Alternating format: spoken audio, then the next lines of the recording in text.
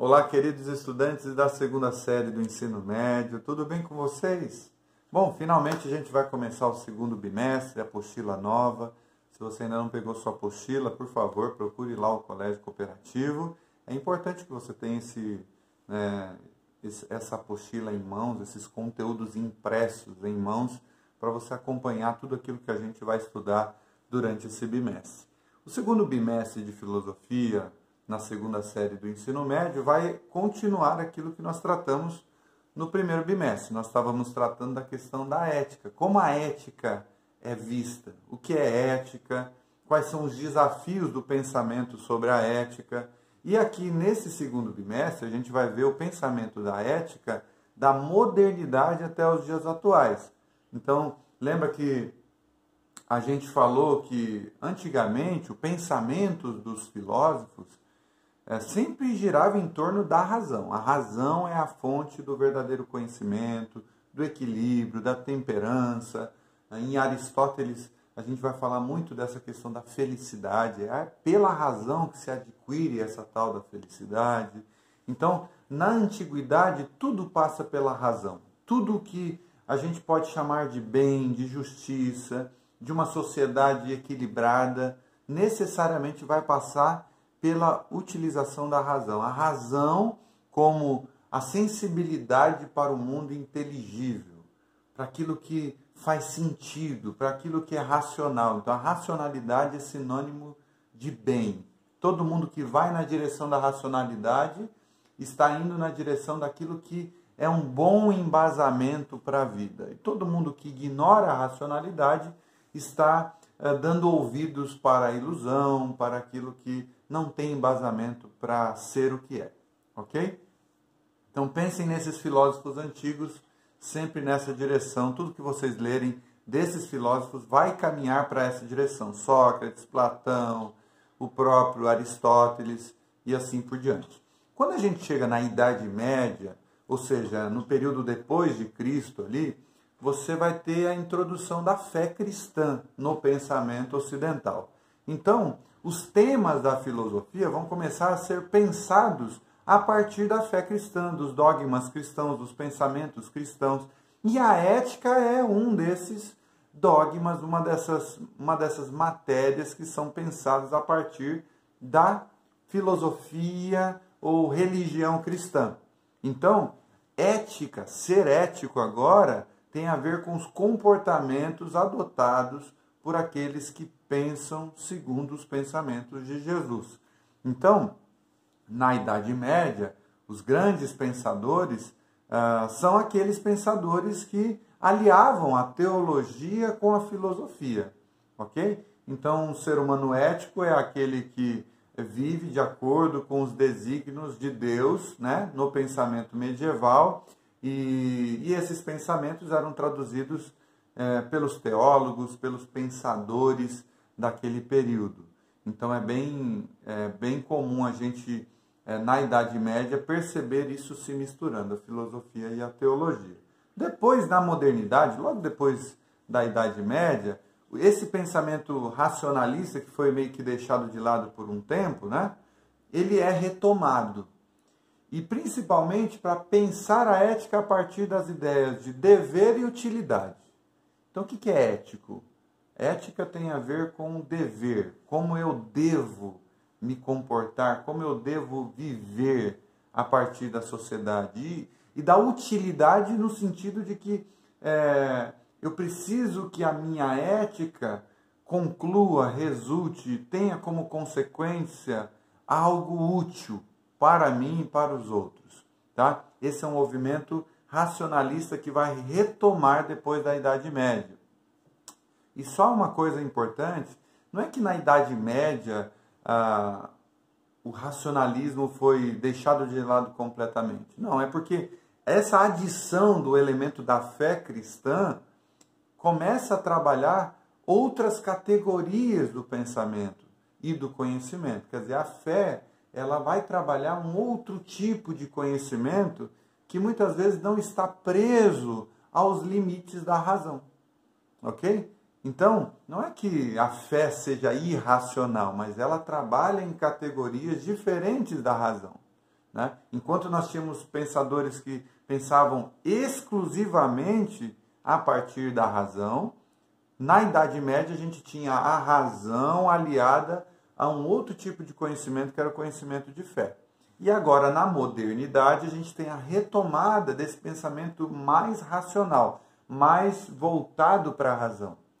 E agora, depois da modernidade, vindo mais para o tempo contemporâneo, a gente tem essa racionalidade sendo questionada pelos eventos que marcaram esses últimos séculos, como as duas grandes guerras mundiais, como as crises políticas que nós tivemos a nível mundial, os problemas de representatividade, as vozes que foram aumentando cada vez mais pedindo direitos. Então nós temos as comunidades LGBTs, nós temos as comunidades, os feministas, a gente tem vários grupos, né, lutando pelos seus direitos, contra o racismo, contra os preconceitos. Então a ética no nosso tempo vai sendo pensada a partir desse novo momento pós-guerra, pós-tecnologia, quer dizer, com o advento da tecnologia em que tudo se tornou tão globalizado, tão plural. A nossa ética agora é pensada a partir dessa diversificação, desse momento tão rico de situações, de oportunidades, de opiniões, de pensamentos. Então não é mais uma ética tão restrita, tão apequenada. Agora o pensamento sobre ética está cada vez mais ampliado, abrangente e cada vez mais pensando os diversos contextos da nossa sociedade. Tá bom? Então, isso é bastante importante. Quem que nós vamos trazer para a nossa conversa de hoje? Nós vamos trazer aquele filósofo do século XVIII chamado Immanuel Kant. É esse carinha que está aqui do meu lado, tá vendo aí, ó? Immanuel Kant vai tentar trazer elementos, pensando na questão da ética, para universalizar a ética, ou seja, deve haver um jeito de agir, um jeito de pensar que a gente possa de fato chamar como ético e que isso consiga ultrapassar todas as barreiras sociais, todos os contextos do universo. Deve existir uma moral universal em que em todas as sociedades, em todos os recantos assim do mundo, ela seja a mesma para todo mundo. Porque se a nossa capacidade de agir pela racionalidade é algo universal, então deve haver uma ética, uma moral também universal, tá? Então lembrem-se sempre disso. Para Immanuel Kant, mesmo as nossas ações individuais, subjetivas, as nossas opiniões, os nossos pensamentos, eles só são éticos a partir do momento que eles podem ser universalizados. Ou seja, se o que eu estou pensando, ou se a forma como eu estou agindo, pode, de fato, ganhar proporções maiores, pode ser universalizada, ou seja, é desejável que todos adotem essa mesma postura e todos vão estar bem, toda a sociedade vai caminhar bem, então é disso que Immanuel Kant está falando, tá? Essa é a moral universal. Se aquilo que eu ajo individualmente, subjetivamente, não contribui, não é possível de aplicar de maneira universal, é muito provável que isso então não deva ser praticado, porque não está de acordo com a moral, com o dever, com aquilo que se entende como ética, tá bom? Para Kant, por exemplo, o ser humano ele é essencialmente mau. Ele é mau, embora ele tenha vamos dizer assim, uma emulação natural para o bem.